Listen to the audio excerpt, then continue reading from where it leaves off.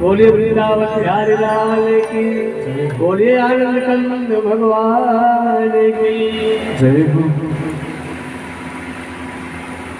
हम आगे और प्रसंग आते हैं। राजा अम्बरीश की कथा आती है, गजेंद्र मोक्ष की कथा आती है। आज भगवान राम का भी प्रकट उत्सव मनाएंगे लोग और भगवान कृष्ण का भी, इसलिए कथाओं को थोड़ा सा सूक्ष्म में लेते हुए हम चलेंगे। बोले वृंदावन बिहारी लाल की। राजा अम्बरीश की कथा आती है। अम्बरीश जी बड़े भगवान के अनुयायी भक्त थे। एकादशी का व्रत सुंदर भाव से किया करते थे और जब व्रत रहते थे तो भगवान के लिए भोजन भोग जो है स्वयं अपने हाथों से बनाते थे। भगवान के लिए प्रसाद बनाने के लिए चक्की स्वयं चलाते थे। तो एक दिन अम्बरीश जी चक्की चला रहे थे, पसीने से लथपथ हो रहे थे कि देखते देखते पीछे से बहुत सुंदर हवा आई उनके शरीर पर लगी। बड़ा उनको संतोष मिला कि इतनी ठंडी हवा, सुंदर हवा आज तक तो हमारे कभी लगी नहीं, कहाँ से आ गई। पीछे मुड़ करके देखा तो नारायण को अपने पीताम्बर से हवा कर रहे। भगवान अपने पीताम्बर से अम्बरीश जी को हवा कर रहे थे और जब अम्बरीश जी ने देखा पीछे प्रभु को हवा करते हुए साष्टांग रूप के चरणों पर गिर पड़ते, प्रभु ये आप क्या कर रहे हैं? बोले राजन, एक भक्त मेरा मेरे लिए इतने पसीने अगर प्रकट कर सकता है, सह सकता है, दुख सह सकता है, तो क्या मैं एक भक्त के लिए हवा नहीं कर सकता? नहीं प्रभु, ऐसा मुझे नहीं चाहिए, मैं ये नहीं चाहता। अब आप ये ऐसा हमें आशीर्वाद दो, कभी इस तरीके के काम आप मेरे साथ नहीं करेंगे। भगवान ने कहा ठीक है, मैं कभी नहीं आऊंगा, लेकिन ये अपना सुदर्शन चक्र मैं तुमको देता हूँ, इसको रखो। जब भी तुम्हें कोई दुख संकट आए तो इस सुदर्शन चक्र तुम्हारी रक्षा करेगा।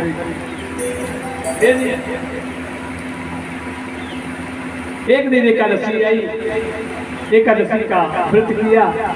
अगले दिन द्वादशी थी, द्वादशी बहुत कम समय में थी, उसी पे पारण करना था और संजोग से दुर्वासा ऋषि के पास आ गए अपने शिष्यों के साथ। दुर्वासा ऋषि को प्रणाम किया, साष्टांग दंडवत किया और उनको आमंत्रित किया कि महाराज आज आपका भोजन हमारे। बोले ठीक है। अब दुर्वासा जी गए, सोचे स्नान करके आओ। स्नान करने के लिए गए और काफी देर होने लगे स्नान करने में, अभी तक लौट ही नहीं रहे हैं। इधर द्वादशी निकली जा रही है, परेशान है। अम्बरीश जी क्या करें? ब्राह्मणों से जब बात किया, पूछा तो पता लगा कि आप भगवान का चरणों तक लेकर के पान कर लो, तुम्हारा पारण हो जाएगा। फिर जब भोजन करा देना ब्राह्मण को तो फिर कर देना। बोले ठीक है। अब जब वो उसका चरणों तक लिया, भगवान का पान कर लिया और इतने देर में दुर्वासा ऋषि पहुंच गए।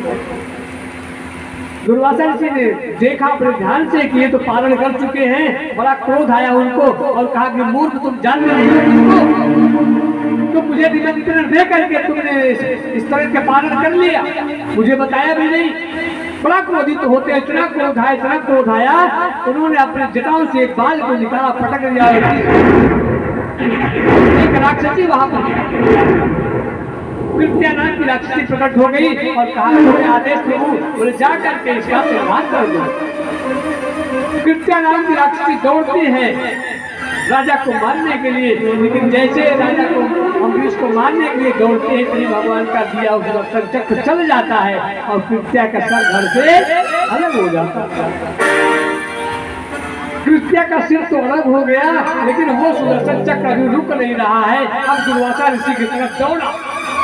अब दुर्वासा ऋषि भाग रहे, भागते भागते ब्रह्म लोग, शिव लोग, कहाँ सब जगह गए, लेकिन कोई उनको बैठने के लिए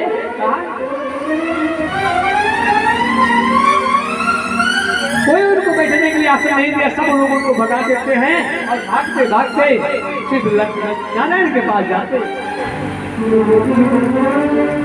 सब लोगों के पास गए, सब ने कहा मेरे पास कोई व्यवस्था नहीं, मैं कुछ नहीं कर सकता। शिव जी ने मना किया, ब्रह्मा जी ने मना किया। अब दुर्वासा ऋषि जाते हैं नारायण के पास। नारायण ने भी मना कर दिया कि मेरे बस में कुछ नहीं है, ये तेरे बस की बात नहीं है। महाराज कुछ तो करिए, इस सुदर्शन चक्र से मेरी रक्षा करिए। भगवान ने कहा ये अब तो तुम जाओ उसी के पास जिसके पास से ये चक्र चला है, जाओगे राजन से क्षमा याचना मांगो, वही रोक सकते हो, कोई रोक नहीं सकता। दुर्वासा ऋषि वहां से भागते हुए पुनः अम्बरीश जी के पास आते हैं, उनके चरणों पर भी पड़ते हैं कि राजन मुझे क्षमा कर दीजिए, मुझे इस शत्रु को रोकिए। राजन कहते हैं कि प्रभु मुनिवर ये क्या कर रहे हैं, आप मुझको एक गर्व का मंत्र दिए मौजूद मुझे प्रणाम कर रहे हैं, उठ जाइए। उनको रुका, बोलिए इस चक्र को रुकवाइए राजन, नहीं तो हमारा सर कट जाएगा। और ये होते होते 1 साल बीत चुका है, अभी अम्बरीश जी पान नहीं किए, वही चरणोदक लेकर के बैठे। दुर्वासा जी ने कहा रोक दो राजन। तब अम्बरीश जी ने कहा कि हे भगवान, हे सुदर्शन, यदि मैंने मन कर्म वचन से निस्वार्थ भाव से भगवान की सच्ची भक्ति की है तो रुक जाओ, अब इनको सुदर्शन रुक जाता है, वहां से वापस चला जाता है। दुर्वासा जी की प्राणों की रक्षा होती है, पुनः पान करके वहां से उठते हैं। भगवान को कह देते हैं अहम भक्त पराधीनो। सब कहते हैं कि भगवान स्वतंत्र है, लेकिन भगवान स्वतंत्र नहीं है, भगवान तो भक्त के अधीन है।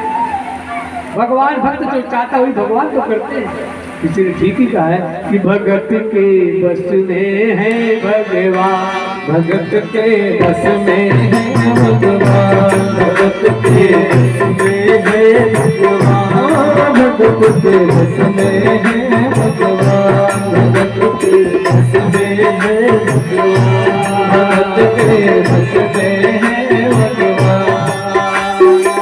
भक्त बिना ये कुछ भी नहीं है, भक्त बिना ये कुछ भी नहीं है, भक्त बिना ये कुछ भी नहीं है, भक्त है भगत के बस में है भगवान,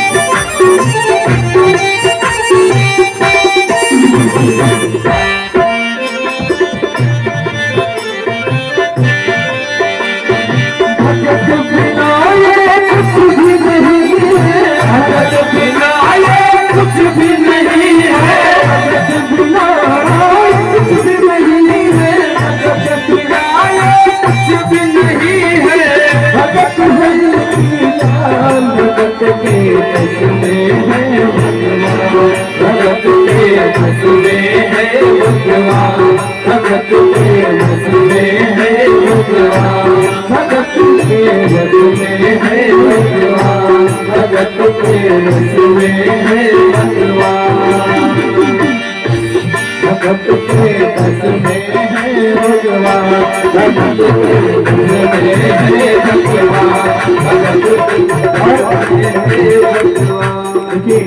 कहते हैं भक्त बिना ये कुछ भी नहीं है, भगत है इनकी जान, भगत के वश में है भगवान। न तो जो भगवान के भक्त होंगे दोनों हाथों को खोल कर तालियां बजाएंगे, और जो भगवान के भक्त नहीं है टाइम पास करने आए हैं वो ऐसे बैठे रहेंगे।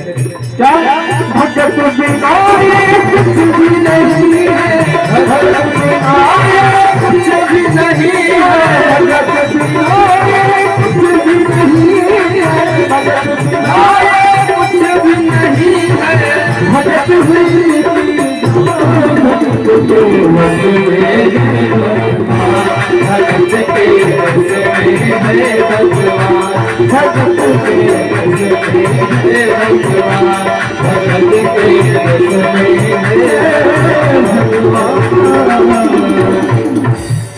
बोलिए वृंदावन बिहारी लाल की जय। बोलिए आनंद कंद भगवान की जय। आगे प्रहलाद का भी प्रसंग आता है, जैसा कि सब लोग प्रहलाद चरित्र सब जानते ही हैं। उसमें थोड़ा सा हम प्रणाम करते हुए आगे बढ़ेंगे क्योंकि समय कम है। प्रहलाद जी एक ऐसे भक्त हुए भगवान के, पिताजी उनके विरोध में खड़े रहे। अपने पिताजी के विरोध में प्रहलाद जी हमेशा रहे। वो मना करते रहे कि तुम मुझे भगवान मानो, लेकिन उन्होंने भगवान माना ही नहीं। और ये हमेशा मान लीजिए कि संसार में जो जिसने जीव धरती पर जन्म ले लिया वो भगवान कभी हो भी नहीं सकता। अगर कोई भी कहे कि हम भगवान हैं तो वो नहीं सकता। वो बहुत प्रयास किया कि मुझे भगवान मानो, प्रहलाद जी नहीं मांगते हैं। बहुत शासन देते हैं, बहुत सताते हैं, न जाने पहाड़ों से क्या गिराते हैं, खंबे में जलते हुए बांध देते हैं, सांपों से कटवाते हैं। बहुत दुख दिया लेकिन वो माने नहीं। और प्रहलाद जी अपनी माँ उनको समझाने लगती है कि बेटा तुम मान लो जो तुम्हारे पिताजी कह रहे, क्यों नहीं मान लेते। प्रहलाद कहते हैं कि माँ तुम नहीं जानते हो, मैं भगवान को जानता हूँ। ये भगवान नहीं हो सकते। भगवान की महिमा को मैं तुम्हें सुनाता हूँ, सुनो। बहुत बढ़िया बात सुनाते हैं। प्रहलाद जी अपनी माँ को समझाते हैं। बोले वृंदावन बिहारी लाल की जय हो। कि प्रहलाद कहे सुनो हे मैया, प्रहलाद कहे सुनो हे मैया। क्या कहते हे माँ, तुम भगवान के प्रभाव को नहीं जानती हो, उसको मैं जानता हूँ। मैं सुनाता हूँ, सुनाओ सुनो।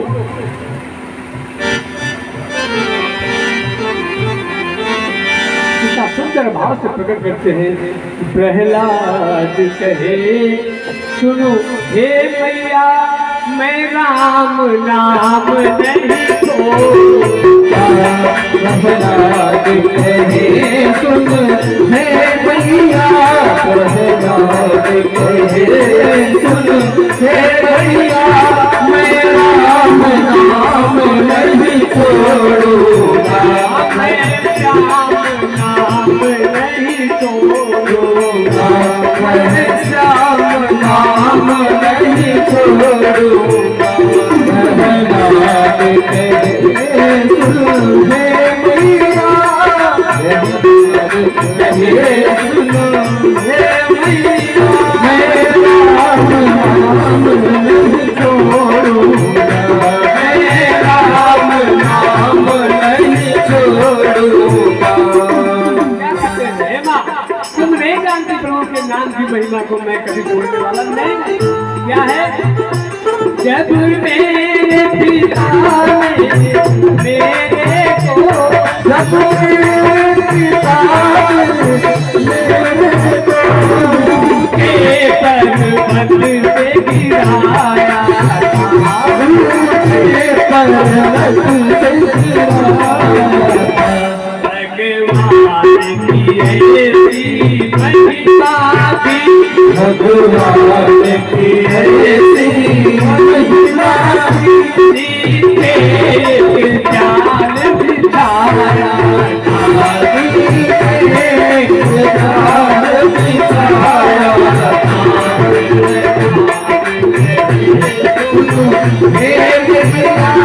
मेरा नाम नहीं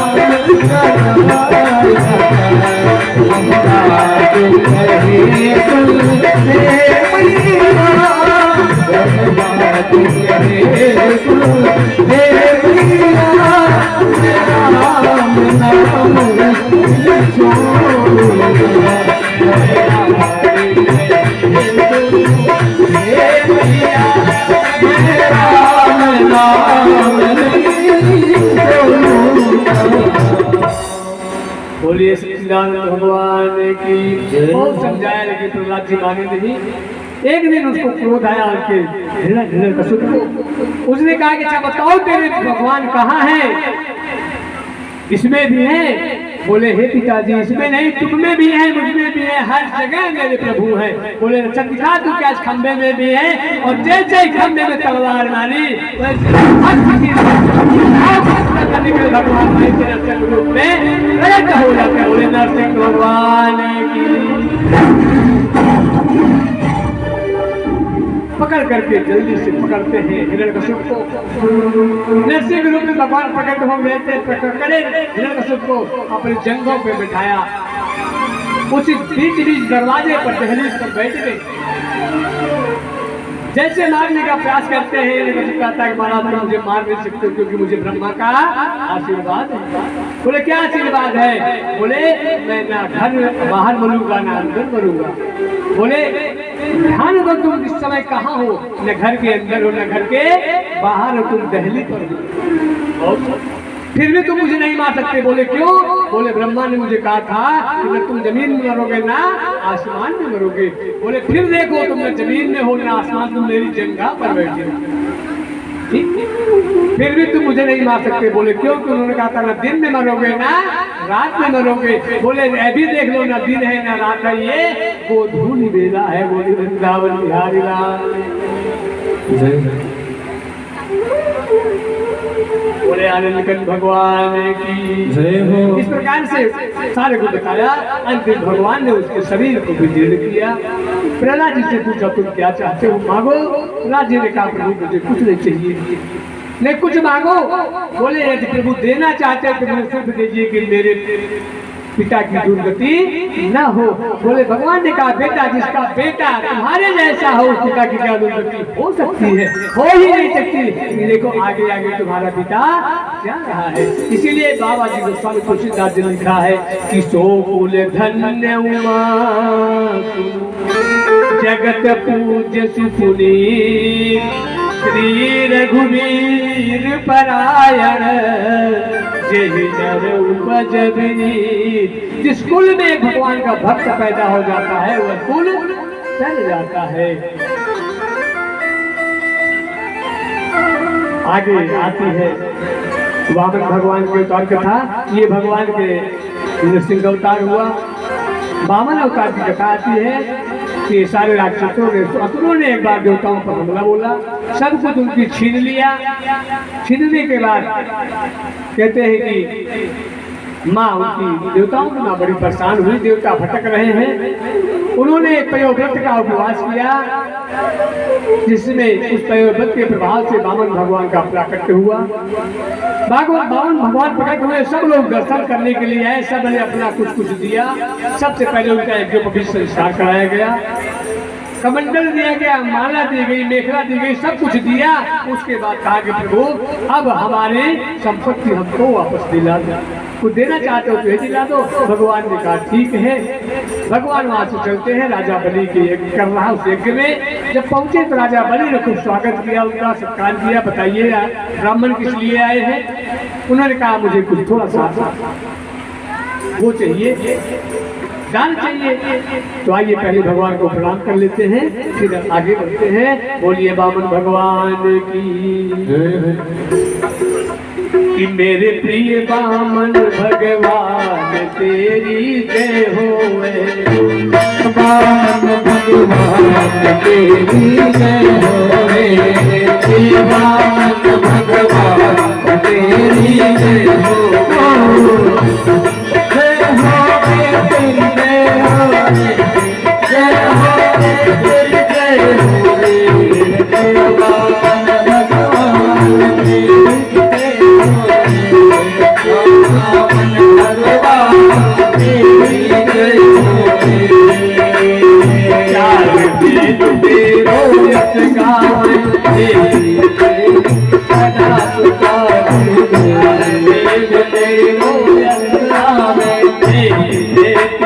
सदा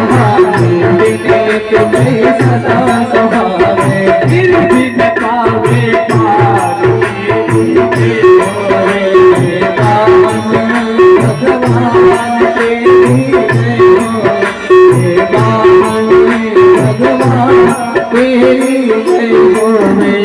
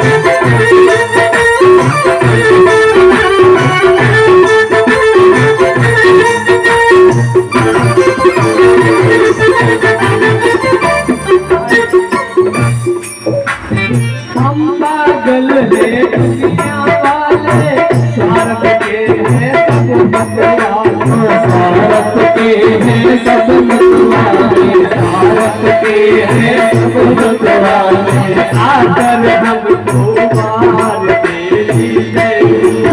मेरे पावन भगवान तेरी जय होवे, मेरे पावन भगवान तेरी जय होवे, पावन भगवान तेरी जय होवे, भगवान तेरी जय होवे, भगवान तेरी जय होवे। बोली बावन भगवान की जय हो।